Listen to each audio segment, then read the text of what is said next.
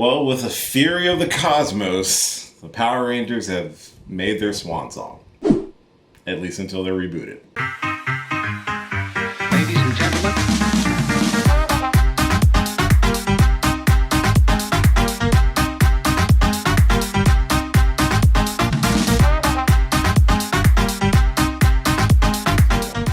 Hey, what's going on, everybody? It's your boy Will, and welcome back to another review here on the channel.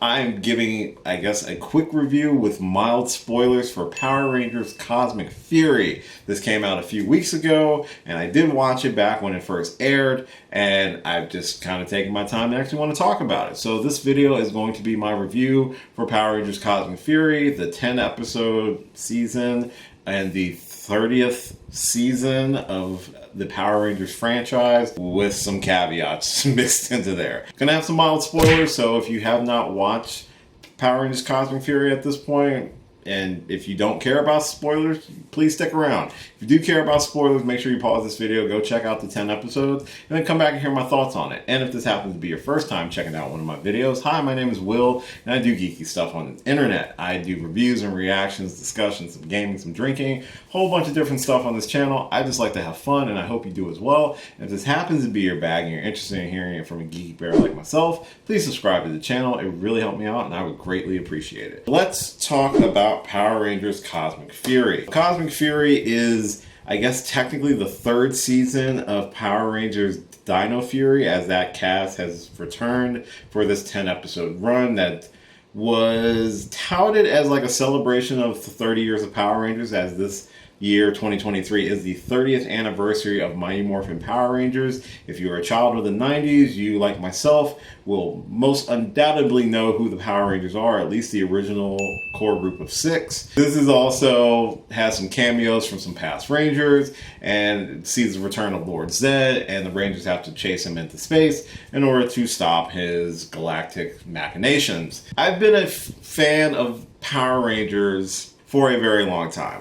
As I got older, I got more into the tokusatsu side of things with Super Sentai, but I still kept up with some of the Power Ranger stuff as it was being brought over to America and being adapted. And if you didn't know, and you happen to be under a rock, the concept of Power Rangers is based off of a Japanese tokusatsu called Super Sentai that has been running for a very, very long time. It was adapted in 1993 by Hayao Saban, and that's where you got Mighty Morphin Power Rangers from. And through multiple seasons, even though they say it's the 30th season, it's really more so the 26th incarnation of the Power Rangers in terms of actual seasons and characters. But this is supposed to be the big season, and this series serves as some kind of finale to the long-running tale of Power Rangers as we know it. By bringing back old villains, old characters, old Rangers, mixing them with the new cast, mixing them with new suits and Zords, they wanted to give sort of a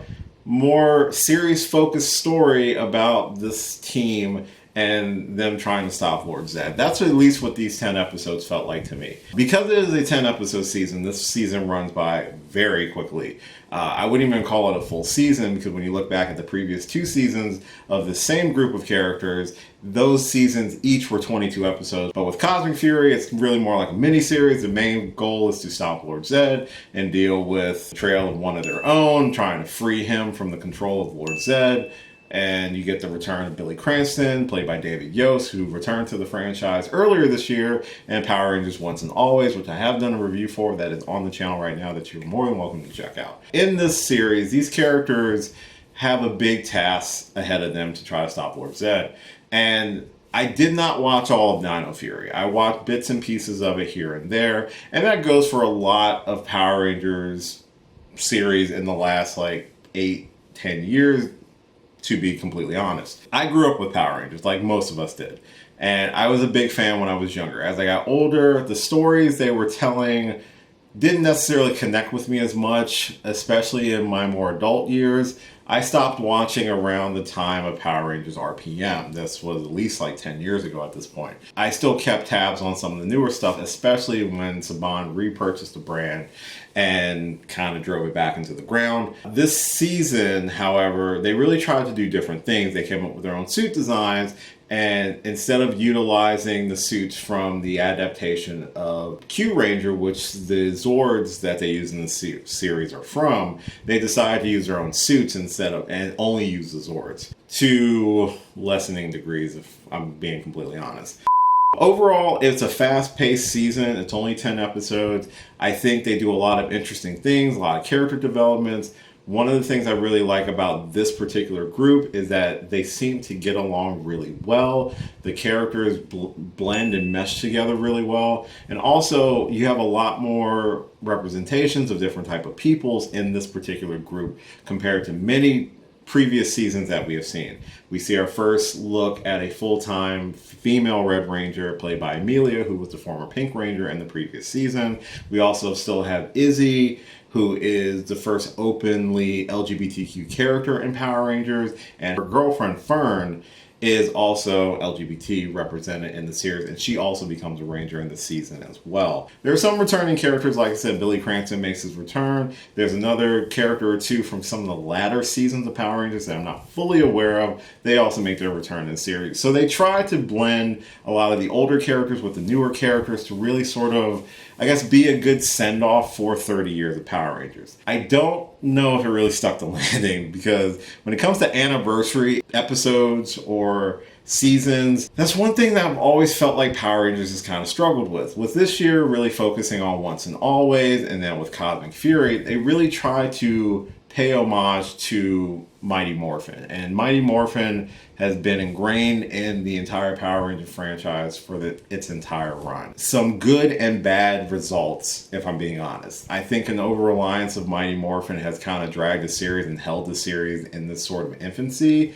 And while other creators have come in to want to explore more or to be taken a little bit more seriously, with the over-reliance of Mighty Morphin, I feel like they're still being held down to what they can actually do.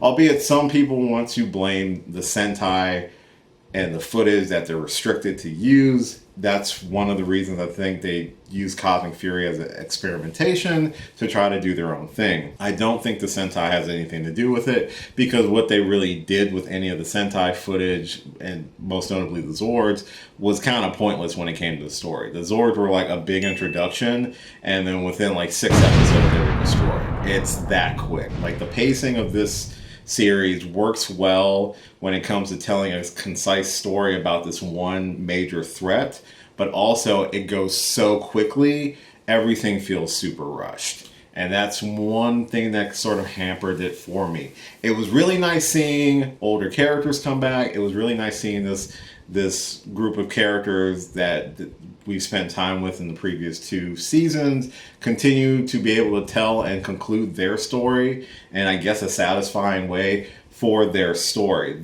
Cosmic Fury really is about the completion of the Dino Fury season while paying homage to some of the elements of the original Mighty Morphin season with characters and villains. But if you were to say, is this a good way of sending off close to 30 years of television and characters and storylines and things like that, it kind of isn't. It's a great send-off for this incarnation of characters, but if you're telling me this is supposed to celebrate 30 years, it does not really celebrate 30 years all that well. It's fine. It's not bad. I enjoyed watching it. But if you're going to tell me this is how you wrap up 30 years, it's kind of missed the mark a little bit. Especially if you're talking about just rebooting and doing another incarnation of Mighty Morphin. It seems like you're just going to be stuck in a perpetual wheel forever if you don't really try something completely different. I do appreciate some of the swings that they took. They definitely took more of an adult theme with it, especially with one of the characters losing an arm, one of the characters pretty much leaving this mortal coil, but also you have other things like you wanted to try to make your own suits, and those suits are like very low grade and kind of weird that this is the final forms that you went with. They just don't move all that well. I understand the design. I think the design is fine. The execution of said design just feels awkward and weird. Like you're trying to figure it out, but you've had so long to figure it out. It just feels a little like it I don't want to say it was like wasn't planned out, but it just feels a little off. But with all those negatives and things like that, the super fast paced, poor suit construction, not really like huge send off for 30 years of television. As a standalone story and as a wrap up for Dino Fury, I think it tells a solid story. It's enjoyable, it's funny in certain spots. The characters are actually very likable. I can see now why they decided to just keep these characters instead of doing an entire new team. And it's a nice way of wrapping up these characters' story and giving everyone a proper send-off. And wherever Power Rangers goes from here, it'll be curious to see where. It's leaving New Zealand, it's coming back over to the States, so it'll be interesting to see what they do going forward. If you're going to take it seriously, you have to not only put the time into it and the characters, but you also need to put the money and energy into it as well. You can't get away with using the Sentai footage if you're not going to use it anymore. So it's going to be up to them to see what they really do going forward. If it's the CG that they've been using for those Zords in the last two specials, I am not looking forward to it. The CG has looked kind of rough. I think that's going to do it for this review. Those are just my general thoughts on it. Let me know if you would like to hear me go a little bit more in depth about where I think Power Rangers can go from here, or like what I would hope to see if you decide to reboot the series, or if you decide to do a continuation and do something completely different. Take a lot of cues from the comics if you want, because you've done a lot of that with this particular season. It's not a terrible idea. I've heard the comics have been killing it right now over the last like 10 years.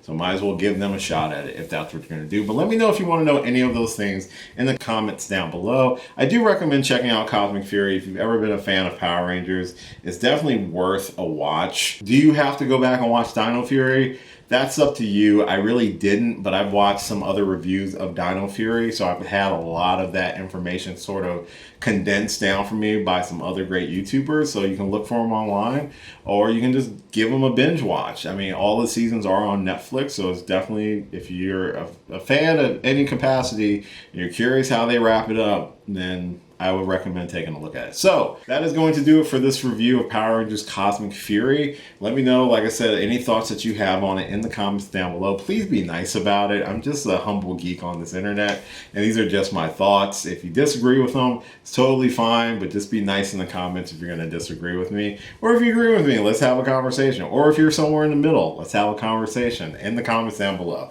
So thank you so much for checking out this and all my videos. I really do appreciate it. Again, if you were new here and you happen to enjoy this video, please like and share it around the internet, and subscribe to the channel if you would please as well. I do have past Power Ranger or Tokusatsu centric videos on the channel that you're more than welcome to check out. You can follow me on a lot of different social media platforms listed at the end of this video. Like, share, subscribe, all that fun stuff. As always, until next time, may the power protect you, and I will catch you later. Hey, thanks for watching this video. If you did like this video, why not give me a thumbs up and share it with your friends? You can subscribe to the channel by clicking on my gorgeous little face right over there. You can follow me on all the various social media platforms right below. And last but certainly not least, if you've got a few extra minutes, why not check out one of the lovely videos floating right over here. Later.